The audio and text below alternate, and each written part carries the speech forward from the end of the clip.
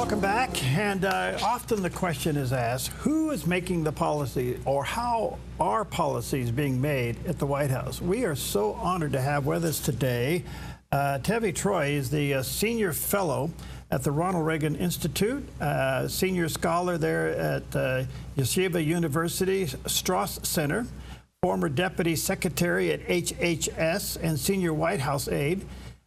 He is the author of 5 books on the presidency, including, most recently, The Power and the Money, the epic clash between commanders-in-chief and titans of industry. There's a picture of the cover of the book there on the screen. And his website is Tevi, T-E-V-I, Troy.org, TeviTroy.org. Wow, a lot going on there. Tevi, what an honor to have you. Happy New Year. Happy New Year. Thanks for having me. Lots going on. I appreciate it. Yeah, boy, oh boy. We often ask the question, who's making the policy? But maybe better yet to your article, how's it done? Why did you write this? So I served in the White House, and I worked on the White House Domestic Policy Council, and there are multiple policy councils in the White House: the National Economic Council, the National Security Council, which is the first one, the Homeland Security Council. In the Biden administration, for some reason, there was something called the Gender Policy Council. And these policy councils determine how the president sees information and how he makes decisions. And so they're extremely important, but they're understudied. And so I thought, given my historian hat and my hat as a former White House aide, I could kind of pull back the curtain and let people understand what these policy councils are, what they do, whether presidents, when they come in, should create new policy councils, as Biden, I think, unwisely did with the Gender Policy Council. Should you get rid of them when you come in? Should you kind of upset the apple cart when you enter, or should you stick with the system as it has evolved? Are most of these councils bias-driven? I would say the councils are supposed to be neutral arbiters, meaning that the National Economic Council is supposed to decide among the various economic actors, whether it's commerce, treasury, office of management, budget, and they're not supposed to put their thumb on the scale. That said, it often happens that they do put their thumb on the scale, because sometimes, like Larry Summers, when he was head of the National Economic Council, he had very strong economic opinions, and he saw his role as someone who could shape the direction of the conversation as opposed to just letting the open conversation come to the president for decision making. Most of these have to deal with money, right?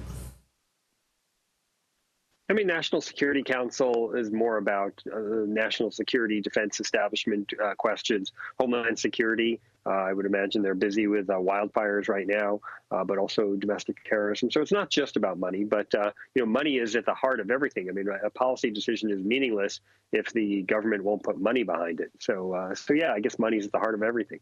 I think most of us common folk back here that actually work for a living, we kind of scratch our head and say, how can they come up with $1 billion here and $500 million there? And is anybody watching the balance sheet here?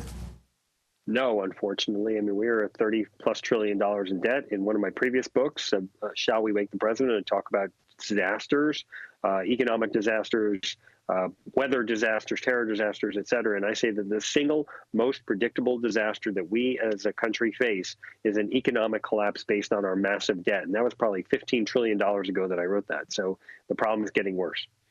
What do you think of DOGE coming in? I think it's great when you take fresh eyes to something, especially people who are innovators who are going to look at the way government runs and says, maybe we can fix things, maybe we can get improvements. It's not going to solve $35 trillion of debt, but it's certainly a step in the right direction. One of the things that really struck me about reading the Walter Isaacson book about Elon Musk is the way he can look at an existing system, existing processes that people generally just say, okay, that's how it goes, and let it go. He says, wait, this seems inefficient over here. Why were you doing it that way? This seems like a problem over here. Can we change that? And sometimes people would shrug their shoulders and say that's the way it's always been, and Musk would fire them. It's not so easy to fire people in the federal government, but at least he's going to be asking those questions. So at the end of the day, really, DOGE doesn't have any power, just recommendation to the president, right? Well, sure. I would say it is just a presidential commission, but is the most powerful presidential commission of all time. So, yeah, a lot of commissions make recommendations to the president. The president can choose whether to go with them. But raising these issues, and obviously Musk has a huge platform, so he can get publicity for some of his best recommendations. So it may be one of the best chances we have to improve things in a long time. So I'm just kind of curious. Here comes President Trump's second term. It's been said that his second term will be by far more stringent had he not lost the first go-round. Now, the second term from his first term would have been softer than this second term as it relates to probably overall, but primarily to all of these agencies and these commissions. What do you think? I think losing focuses the mind, and I think it highlights for him the shortness of the tenure that you have as president. And so it seems like they are more focused on getting stuff done. I think Susie Wiles, as chief of staff, is someone who will not brook the infighting and tolerate the infighting that took place in the first administration. So I think they have a chance of being more efficient in getting their aims done. And I think a loss in the loss in 2020 will have something to do with that. Okay, so here we go. He's coming in. He has the experience of a previous administration. It's been hiatus by the Biden administration. He comes back in. How big of a change is this going to be from the norm? Well, we've only had this one time in history where you had a president lose and come back. That's obviously Grover Cleveland. That was a long time ago. Government was a lot smaller then. And so now you have a government has more of an ability to shape society, shape the economy. And so it's a bigger deal than the Grover Cleveland thing, I would think. And I think we will see some real change.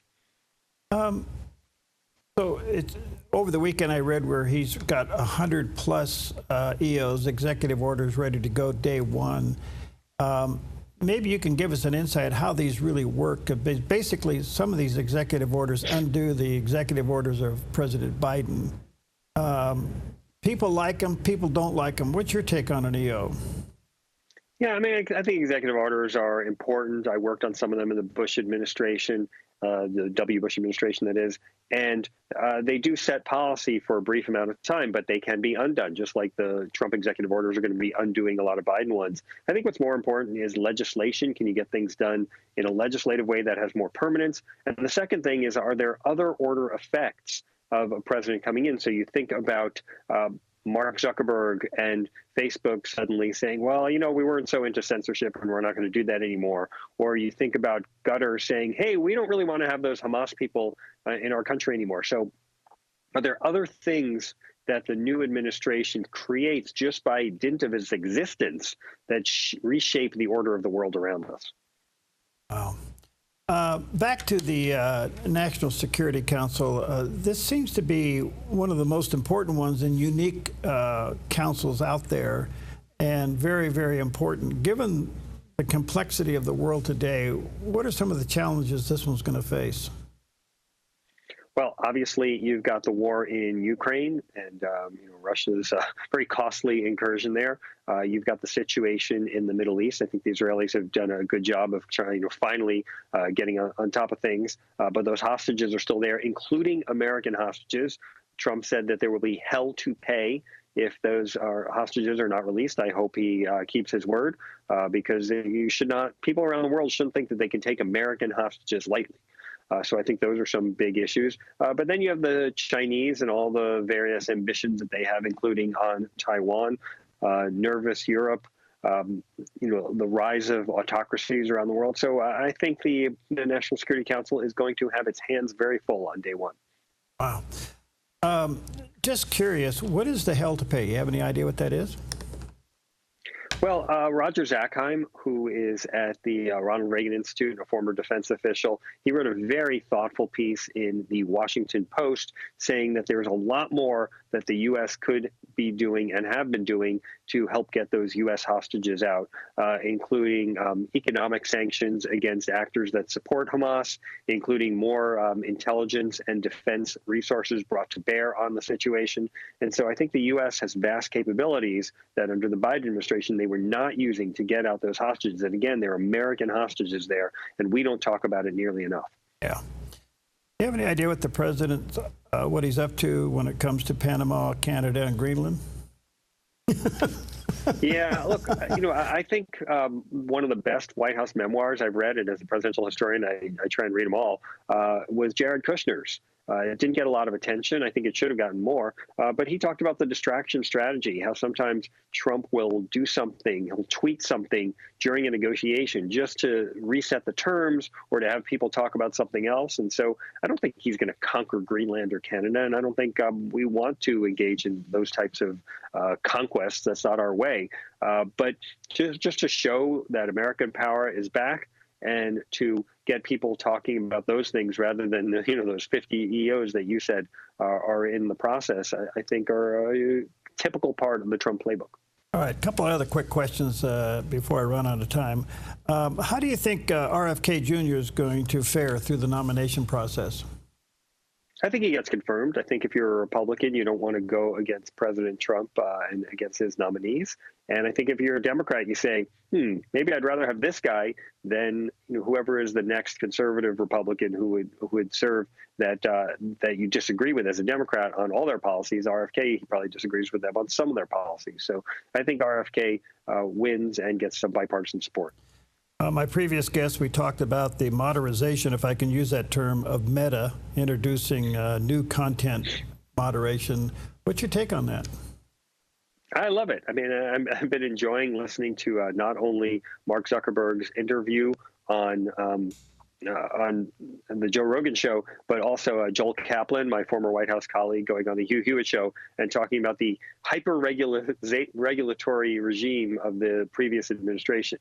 And so, if they have a wake-up moment and they recognize what's going on, I think that's all to the good. And lastly, we just honored Jimmy Carter, President Carter's service to our country and living to be 100. How do you think his legacy will be seen? Well, look, you don't want to speak ill of the dead, but he wasn't a great president, and America had a lot of problems in the Carter years. He seemed ill-equipped to deal with them, and so I will just go with a joke that President Reagan used to say on the campaign trail in 1980 when he was running against Carter. He said, "A recession is when your neighbor loses his job, a depression is when you lose your job, and a recovery is when Jimmy Carter loses his job." Oh, jeez. That's classic Reaganism.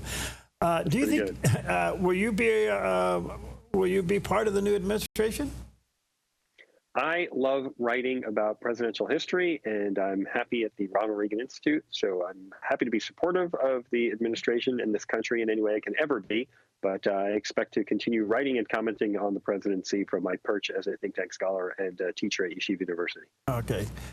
Thank you so much for your time. You're really fascinating. Love to have you back. Check out his book, The Power and the Money and the Epic Clash Between Commanders-in-Chief and Titans of Industry. There's a picture of the cover of the book there. And he does have a website, Tevi Troy, T-E-V-I, Troy, T-R-O-Y.org. There's the picture of his landing page. Thank you, sir, for your time. Thanks for having me. Okay.